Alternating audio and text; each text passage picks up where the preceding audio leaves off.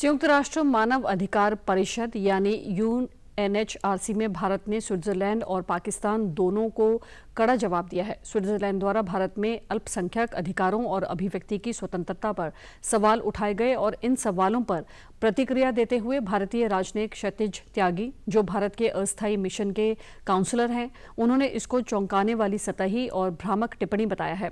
10 सितंबर को जिनेवा में अपने बयान में उन्होंने कहा कि यूएनएचआरसी की अध्यक्षता कर रहा स्विट्जरलैंड परिषद का समय व्यर्थ करने की बजाय अपने घरेलू मुद्दों यानी नक्सलवाद, भेदभाव और जीनोफोबिया पर ध्यान दे। त्यागी ने भारत को दुनिया का सबसे बड़ा, सर्वाधिक विविध और जीवंत लोकतंत्र बताते हुए कहा कि भारत बहुलतावाद के प्रतिबद्ध है और स्विट्जरलैंड को इन समस्याओं से निपटने में मदद करने के लिए तैयार है।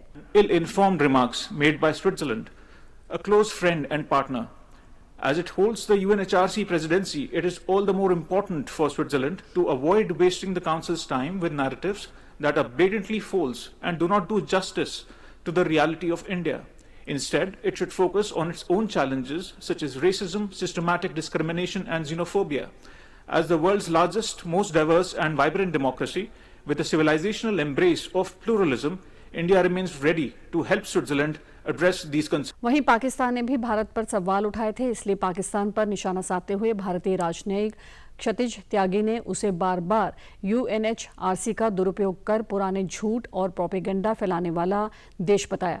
त्यागी ने कहा कि पाकिस्तान का नेतृत्व खुद अपने देश को डंप ट्रक कह चुका है, जो एकदम सटीक उपमा है, क्योंकि वह बार बार झूठी कहानियां अंतर्राष्ट्रीय मंच पर लेकर आते हैं।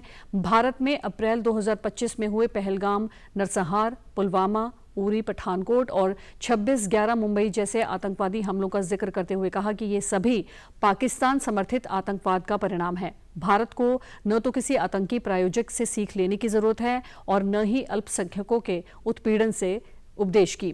त्यागी ने स्पष्ट किया कि भारत ने दोहराया है कि वह अपनी संप्रभुता की रक्षा अटल संकल्प के साथ करेगा और अंतर्राष्ट्रीय समुदाय के सामने बार बार पाकिस्तान की धोखेबाजी और धोखेधड़ी को उजागर करता रहेगा।